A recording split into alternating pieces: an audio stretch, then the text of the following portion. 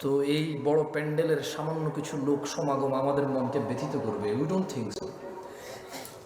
আমাদের মনে হয় না যে কোনো আলেমের এরকম খারাপ লাগে যায়, বিকজ আপনি হয়তো জানেন না, আমার মনে হয় না কোনো ভালো আলেম কমপ্লেন করে যে আমিও ওয়াজে গেছি, মানুষ বিসর্জন হয়েছে, মানুষ প্যান্ডেলের বাহিরে, মানুষ বুট বাদাম খায়, মানুষ দাঁড়ায় থাকে।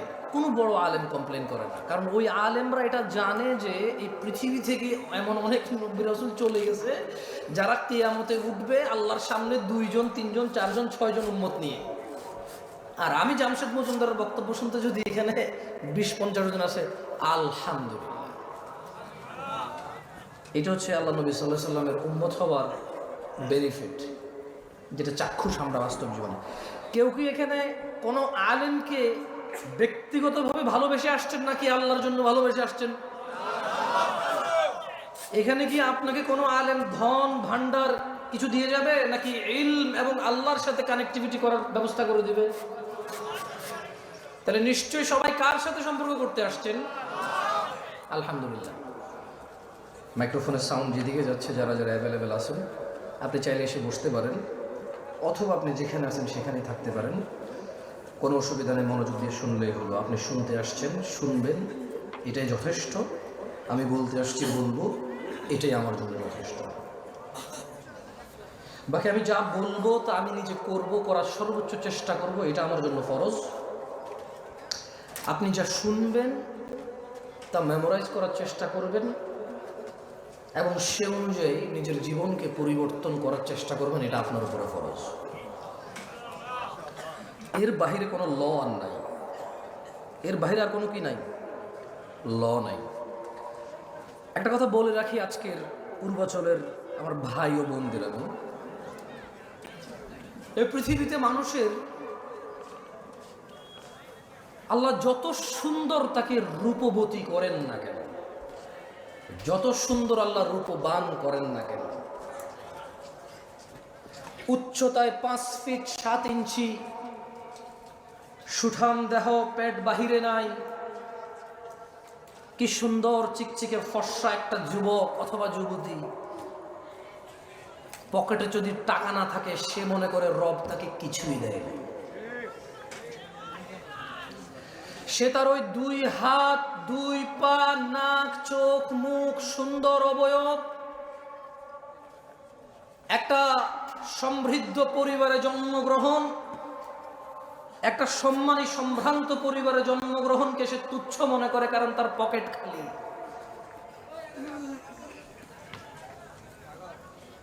বর্তমান যুবক যুবতী, বৃদ্ধ বৃদ্ধা সবাই রিজিক মানি টাকা, রিজিক মানি ডলার, রিজিক মানি রিয়াল, রিজিক মানি সোনা দানা গয়না, দালান কোঠা, জায়গা জমি, গাড়ি বাড়ি। এর বাহিরে কোনো কিছু রিস্ক মনে করে না কেউ। মানুষগুলো ভুলে যায় এই পুরো পৃথিবীর বিনিময়ে মানুষ 1 মিনিট বাড়তি বেঁচে থাকার ক্ষমতা রাখে না। এ মানুষগুলো ভুলে যায় একটা 4 ফিট 2 ইঞ্চি উচ্চতার পুরুষ অথবা নারী এ পুরো পৃথিবীর সম্পদ দিয়ে 1 ইঞ্চি উচ্চতা বাড়ানোর ক্ষমতা রাখে না। মানুষ তার যৌবনের রিজিককে অস্বীকার করে সম্পদের সামনে তুচ্ছ করে। সে ভুলে যায় 60-70 বছরের বৃদ্ধ পুরো পৃথিবী আর পৃথিবীতে যা আছে সব কিছু ঢেলে দিয়ে যৌবন ফিরাতে পারে না। যুবক তার যৌবন নিয়ে সন্তুষ্ট না।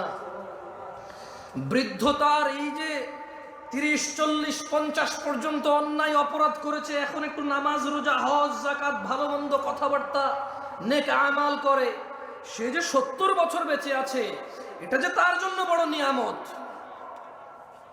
সেটাকে তুচ্ছ মনে করে। বাংলাদেশিদের কাছে টাকার উপরে কোনো রিজিক নাই, যে কোনো মূল্যে উপার্জন করতে হবে। আজকে আলোচনার বিষয় রিস্ক। যদিও আমার ইসলামের সবগুলো বিষয়ের প্রতি, ইসলামের মোটামুটি অনেক বিষয় আমার জানাই নাই, যেগুলো জানি খুবই সামান্য জানি। এর মধ্যে ওমা তৌফিকি ইল্লা বিল্লাহ। আল্লাহ যতটুকু সামর্থ্য দেয় নিজের মতো করে কোরআন ও সুন্নাহ আপনাদের সামনে তুলে ধরার চেষ্টা করব রিজিক নিয়ে। আল্লাহ সুবহানাহু ওয়া তাআলা বলেন কোরআনুল কারীমে, আউযু বিল্লাহি মিনাশ শাইতানির রাজীম, ওয়ামা খালাকতুল জিন্না ওয়াল ইনসা ইল্লা লিয়াবুদুন। আর আমি সৃষ্টি করেছি জিন এবং মানুষ এজন্যই যে যাতে তারা কেবল আমি আল্লাহর ইবাদত করে।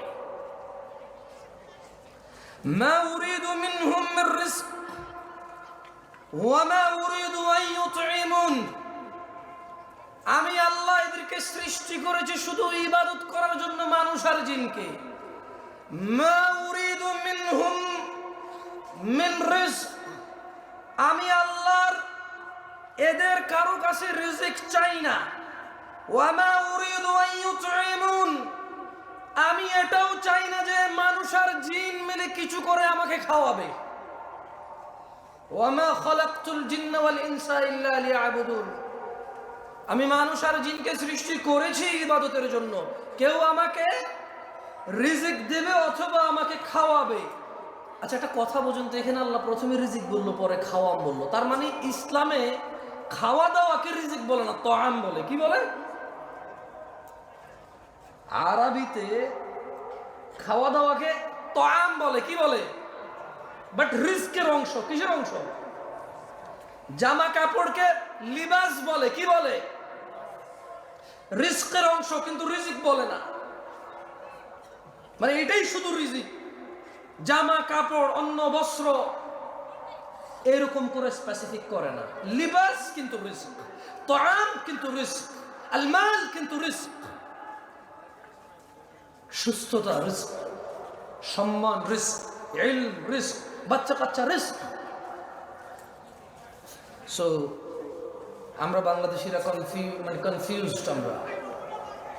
আমরা দ্বিধাদ্বন্দ্বের মধ্যে ভুগতেছি যে সম্পদ নাই মানে কিচ্ছু নাই, সম্পদ না মানে রিজিক নাই। আল্লাহ বলছেন ইন্নাল্লাহা হুয়ার রাজ্জাকু যুল কুওয়াতিল মাতিন, নিশ্চয়ই তিনিই তো রিজিক দাতা, প্রবল শক্তিধর পরাক্রমশালী। Snacks break. ব্রেক হলে ভালো হতো।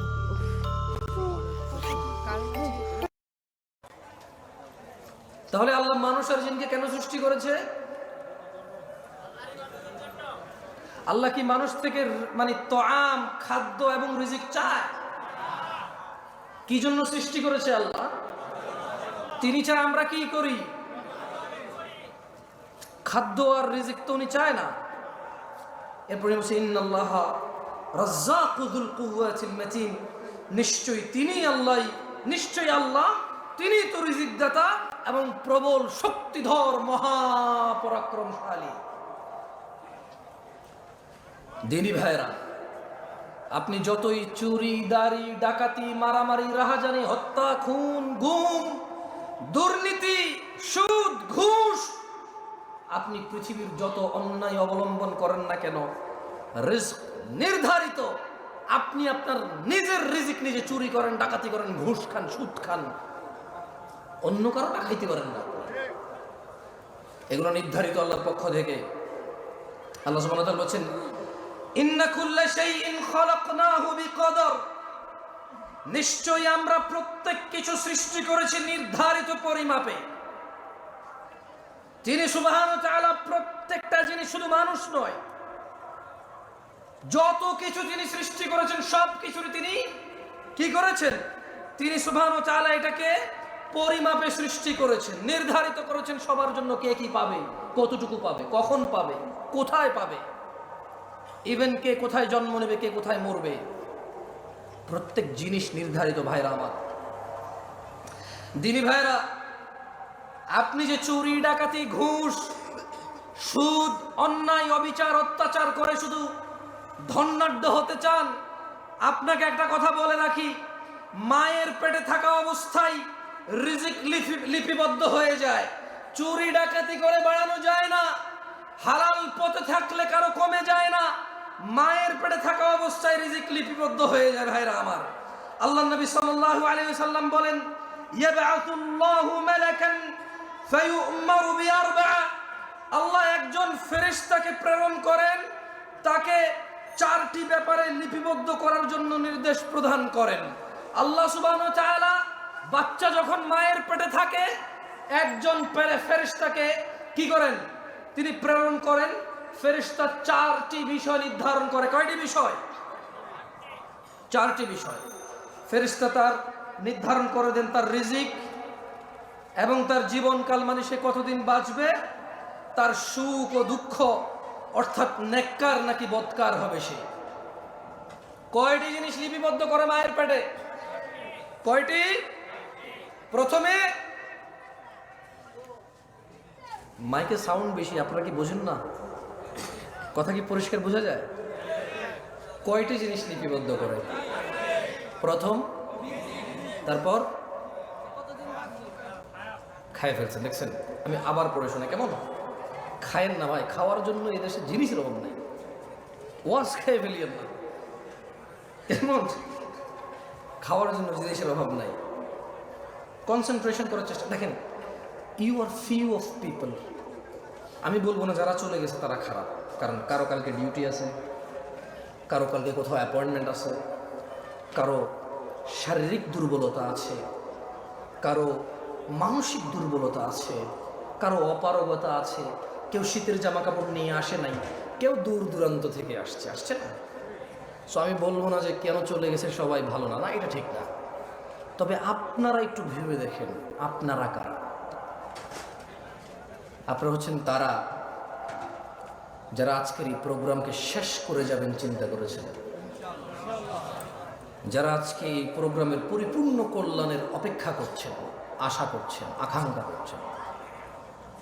এই রাত 11:30টায় যদি আপনি কোথাও বসে থাকেন দিন শেখার জন্য, এরপর যদি মনোযোগ না দেন, আপনার চাইতে বোকা মানুষ, লসকারী, ক্ষতিগ্রস্ত আমি তো আর কাউকে দেখি না।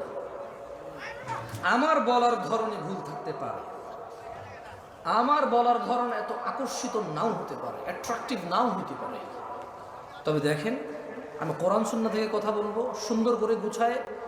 আপনার মন মতো না হলো দেখেন আপনি শিখতে পারেন কিনা। রাসূলুল্লাহ সাল্লাল্লাহু আলাইহি সাল্লাম বলেন, আল্লাহ সুবহানাহু ওয়া তাআলা একজন ফেরেশতাকে প্রেরণ করেন, তাকে 4টি, তোমাদের এই কি ডাল চাল নিয়ে খেলাধুলা হচ্ছে জায়গায়? কারা এরা? ডেকোরেটর? তো খাবারের ওখানে হাঙ্গামা করছে, ক্ষুধার্ত লোকগুলোকে তোমরা বসায় রাখছো, তাহলে খাইতে দাও, চুপচাপ করো, ওদেরকে খাইতে দিয়া। খাওয়ার জন্য যদি করো মুখে দিয়ে দাও না ভাত টাত, তোমরা সব হেল্প করো, ওদের দুইজনে 2 হাতে নিয়ে মুখে দিয়ে দাও, ও চুপ করো, ও খাবে তো খাক না।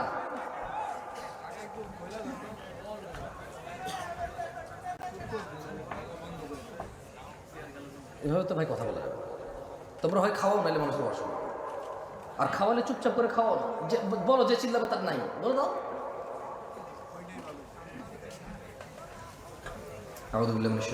রাসূলুল্লাহ সাল্লাল্লাহু আলাইহি ওয়াসাল্লাম বলেন, আল্লাহ সুবহানাহু ওয়া তাআলা একজন মালায়েকাকে প্রেরণ করেন 4টি বিষয়। কয়টি বিষয়?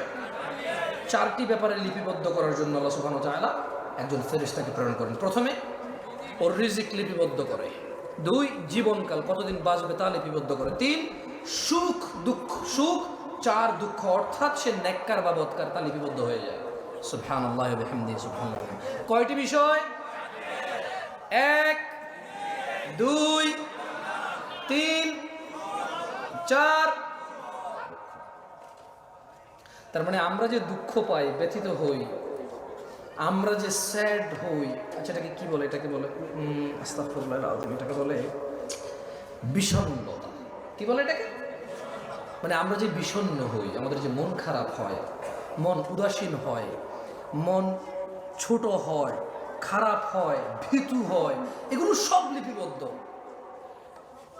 আলহামদুলিল্লাহ আলা কুল্লি হাল, সর্ব অবস্থায় কার প্রশংসা? কার? আল্লাহর প্রশংসা। দেখেন দিনী ভাইরা আমার, আপনারা সৌভাগ্যবান। কেন বলবো জানেন? আমিও সৌভাগ্যবান আজকে।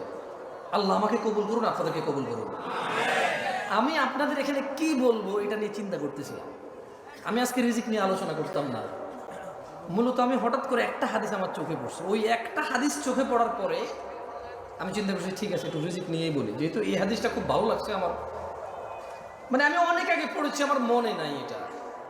পৃথিবীতে কত ইনসিডেন্ট ঘটছে আমার সামনে, ক্ষতি, লাভ, লস, দুঃখ, কষ্ট, সুখ, উচ্ছ্বাস, আনন্দ, বিষণ্ণতা, বহু কিছু ফেস করছি। এই হাদিসটা আমার মনে পড়ে নাই কখনো, কিন্তু আজকে আপনাদের কি বলবো এই জন্য পড়ছি। এখানে দেখেন আল্লাহ নবী সাল্লাল্লাহু আলাইহি ওয়াসাল্লাম থেকে, আল্লাহ নবী সাল্লাল্লাহু আলাইহি ওয়াসাল্লাম বলেছেন, তিনি বলছেন যে ইন্নাল্লাহা ইউতি দুনিয়া মান ইউহিব ওয়া মান লা ইউহিব। কথা বোঝেন, সুন্দর একটা কথা বলছে আল্লাহ নবী সাল্লাল্লাহু আলাইহি ওয়াসাল্লাম। তিনি বলছেন যে নিশ্চয় আল্লাহ যাকে ভালোবাসেন ও বাসেন না উভয়কে দুনিয়া দিবেন। নিশ্চয় আল্লাহ যাকে আর যাকে ভালোবাসে না, নিশ্চয় আল্লাহ যাকে আর যাকে উভয়কে কি দিবে? দুনিয়া। তার মানে দুনিয়া পেতে হলে একবারে মুমিন, মুত্তাকি, মুসলিহ হইতে হবে, এটা জরুরি না। গাড়ি বাড়ির মালিক হওয়ার জন্য ইট ইজ নট নেসেসারি যে আপনি মুমিন, মুত্তাকি, মুসলিহ হইতে হবে, কারণ আল্লাহ যাকে ভালোবাসে তাকেও দুনিয়া দিবে, যাকে ভালোবাসে না তাকেও কি দিবে? দুনিয়া। এরপরে বলছেন যে ওয়ালা ইউতিল ঈমান ইল্লা মান আহাব। পূর্বাচলের মানুষ, আমি জানি না কোন বোন এখন উপস্থিত আছে কিনা, রাত প্রায় 11:30 প্লাস, রাত প্রায় 12টা বাজে। ও আমার ভাই ও বোনরা, এই হাদিসের দিকে একটু লক্ষ্য করেন। ইন্নাল্লাহা ইউতিদ দুনিয়া মান ইউহিব ওয়া মান লা ইউহিব। আল্লাহ দুনিয়া দিবে, গাড়ি দিবে, বাড়ি দিবে, সম্মান দিবে, সম্ভ্রম দিবে, সব কিছু দিবে, ক্ষমতা দিবে যাকে আল্লাহ ভালোবাসে আর যাকে ভালোবাসে না উভয়কে। ওয়ালা ইউতিল ঈমান, কিন্তু আল্লাহ ঈমান দিবে শুধু তাকেই, ইল্লা মান আহাব, যাকে আল্লাহ ভালোবাসে শুধু তাকেই আল্লাহ ঈমান দেবে। আল্লাহর কাছ থেকে ঈমান পাইতে হইলে আল্লাহর ভালোবাসার উপযোগী হইতে হবে, এই ছাড়া ঈমান পাওয়া যাবে না। ঈমানদার তো অনেক দূরে, আল্লাহ ঈমানই দিবে না যদি আল্লাহ আপনাকে না ভালোবাসে। আল্লাহর ভালোবাসা পাবেন কিভাবে বলতে পারেন? আল্লাহ বলছেন কুল ইন কুনতুম তুহিব্বুনাল্লাহ। ও মুহাম্মদ সাল্লাল্লাহু আলাইহি সাল্লাম, এদেরকে বলে দেন ইন কুনতুম তুহিব্বুনাল্লাহ, যদি তোমরা আল্লাহকে ভালোবাসো, ফাত্তাবিউনি, আমি মুস্তাফা সাল্লাল্লাহু আলাইহি ওয়াসাল্লামের অনুসরণ করো, ইউহিব্বুকুমুল্লাহ, যদি আমি মুহাম্মদের অনুসরণ করো, ওই আল্লাহ আরশে আযীমের মালিক উনি নিজেই, তুমি বান্দাকে, সৃষ্টিকে ওই আল্লাহ নিজেই ভালোবাসবে। আল্লাহ